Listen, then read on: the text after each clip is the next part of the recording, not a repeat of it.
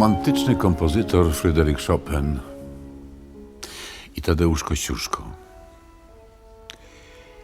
Chopin od 7 roku życia mieszkał wraz ze swoją rodziną w jednym ze skrzydeł Pałacu Kazimierzowskiego przy krakowskim przedmieściu w Warszawie, w którym niegdyś od 1765 roku mieściła się szkoła rycerska, do której uczęszczał m.in. 19-letni Kościuszko. Rok 1817, rok po wprowadzeniu się Chopinów do Pałacu Kazimierzowskiego, był zarazem rokiem śmierci Kościuszki na emigracji. Jak ważną postacią i powszechnie na świecie szanowaną był Tadeusz Kościuszko, wystarczy wspomnieć jego przyjaźń z prezydentem Stanów Zjednoczonych Thomasem Jeffersonem oraz fakt, że sam car Rosji Mikołaj I sfinansował ekshumację prochów naczelnika narodu i ich uroczysty powrót w 1818 roku do Krakowa na Wawel, gdzie 23 czerwca pochowano bohatera z liście królewskimi honorami. Kościuszko musiał być dla Chopina postacią ważną. Kompozytor czytał wydaną w 1827 roku pierwszą biografię wodza autorstwa niemieckiego historyka Konstantina Karla Falkensteina. Co ciekawe, Chopin spotkał Falkensteina podczas pobytu w Berlinie we wrześniu 1828 roku, co tak opisał w jednym z listów. Onegdaj zwiedzaliśmy Bibliotekę Królewską.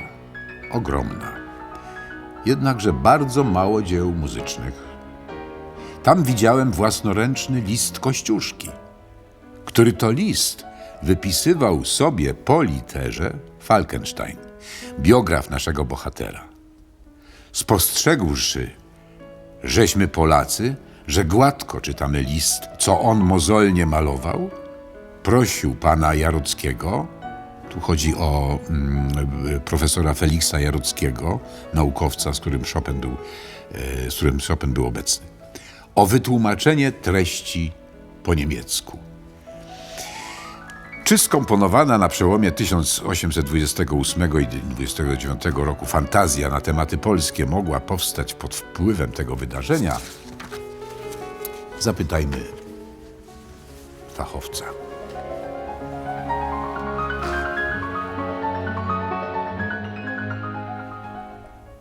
Fantazja na tematy polskie. Utwór na fortepian i orkiestrę. Wydaje się dość beztroski, radosny.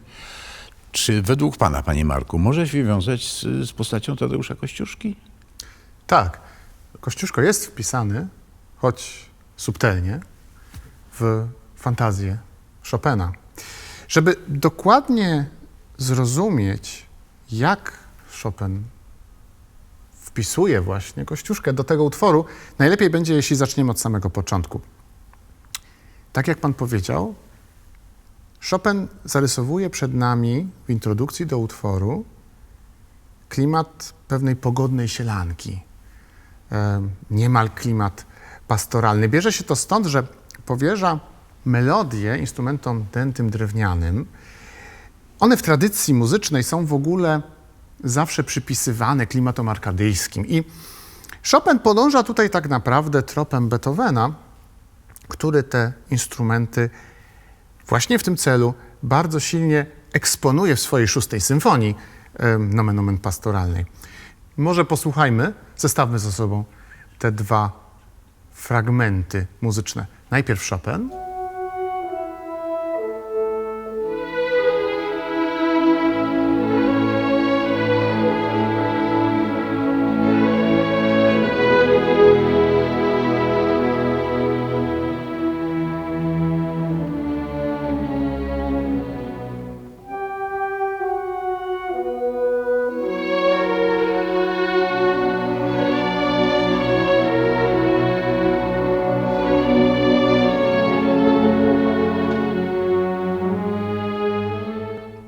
A teraz fragment z 6. symfonii pastoralnej Ludwiga van Beethovena.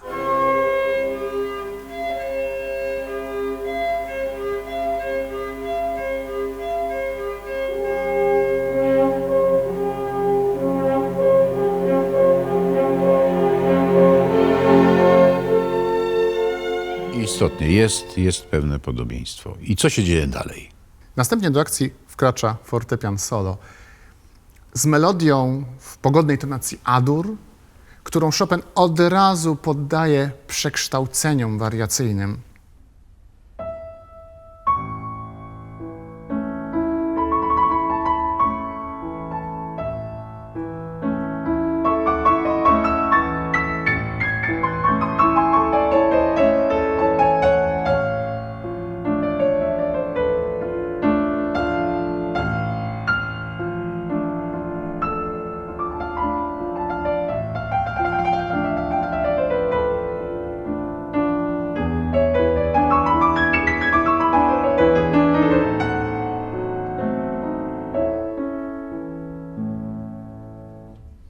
Ale fantazja na tematy polskie sugeruje, że zabrzmią tu też inne melodie.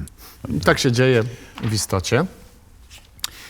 Jako następny temat Chopin proponuje bardzo popularną arię, którą zresztą wpisuje tutaj razem z tytułem do swojej partytury o nazwie Już miesiąc zaszedł. Wiem. Franciszka Karpińskiego. I mamy trop wiodący do Laury i Filona, czyli kultowej polskiej muzyki, sielanki poetyckiej. Dokładnie. Już miesiąc wzeszedł, psy się uśpiły i coś tam klaszcze zaborem. Pewnie mnie czeka mój Filon miły pod umówionym jaworem. I tutaj Chopin pokazuje, kim jest.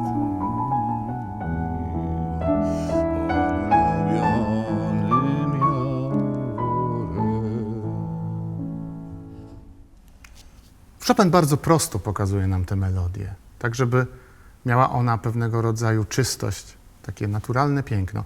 I potem poddaje ją wariacyjnym przekształceniom wirtuozowskim zgodnie z modą ówcześnie panującego stylu Briand.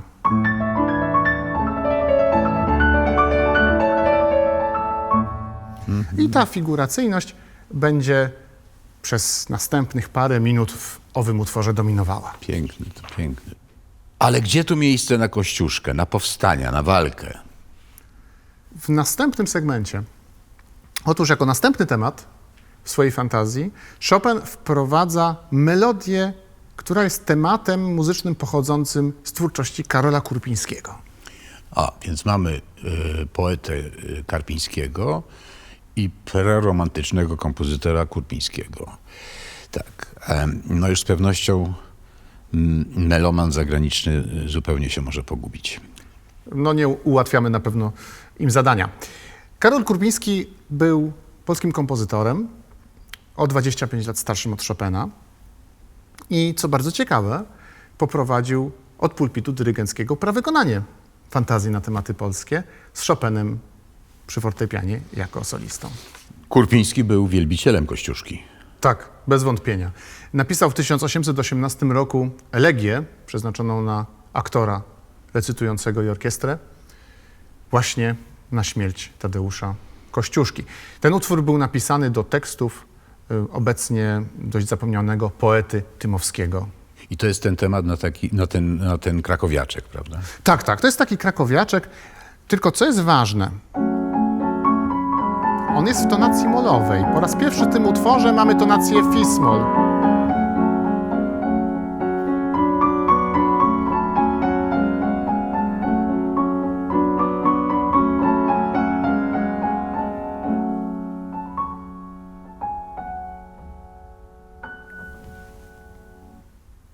I w tym momencie Tak, Chopin tak. radykalnie burzy Tak, to, właśnie- co do tej pory było w utworze. Wprowadza nowy nastrój.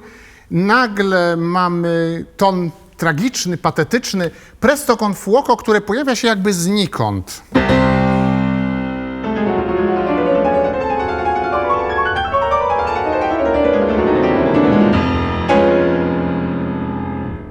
Zawsze mnie to zastanawiało, że ten fragment jakby niepasujący do całości, no ale jest chyba momentem opisującym śmierć Kościuszki. Być może tak. Być może tak, ale bezpieczniej chyba nam będzie powiedzieć, że to jakby informacja o śmierci Kościuszki dociera do kraju i spada jak grom z jasnego nieba na Polaków. Tutaj te figuracje, które nawiązują do takiego elementu burzy, pewnych wyładowań elektrycznych, błyskawic, ewidentnie to nam sugerują coś gwałtownego, coś No, a niespodziewanego. potem już ten łagodny kujawiaczek. Tak, ale zanim ten kujawiaczek nastąpi, Chopin wykorzysta temat Karola Kurpińskiego, żeby stworzyć przepiękną elegię. Proszę posłuchać, ile Chopin usłyszał w tym tak prostym temacie Kurpińskiego.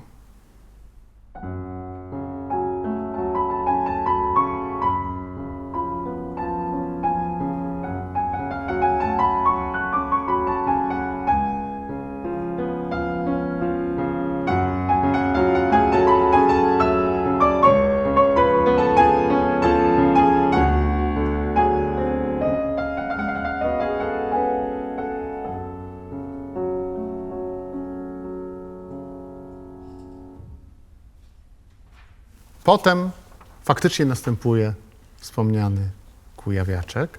Właściwie to jest to mazur. Chociaż określenie kujawiak pojawia się w partyturze, o pogodnym charakterze, oparty na popularnej melodii, którą Chopin prawdopodobnie zasłyszał w okolicach Szafarni. Jedzie Jasio od Torunia.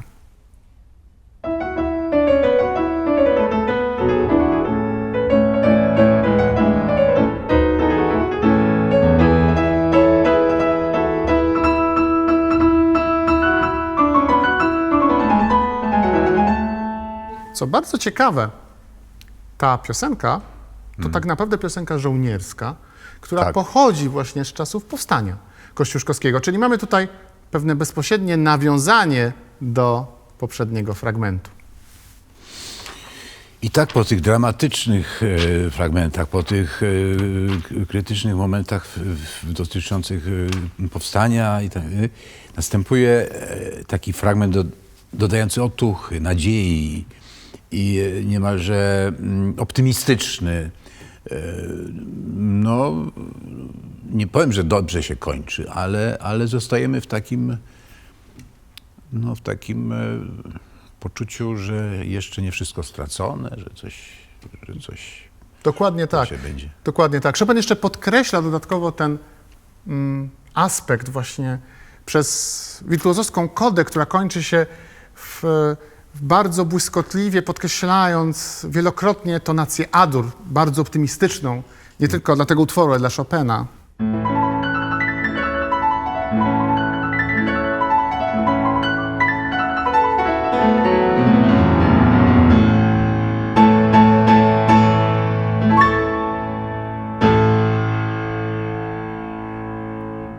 Będziemy żyli.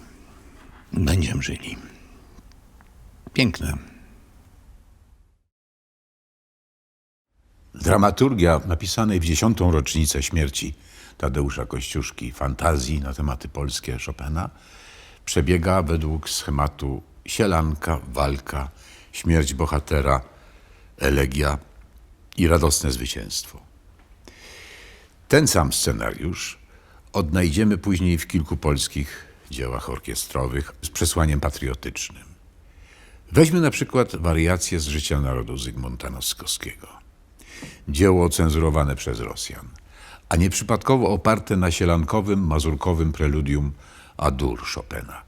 Drugim utworem, który możemy łączyć z fantazją, jest monumentalna symfonia Polonia Ignacego Jana Paderewskiego z jej motywem przewodnim mazurkiem Dąbrowskiego. Jak widać, już 18-letni Chopin pisał utwory, na których wzorowali się potem w Polsce nawet najwięksi kompozytorzy.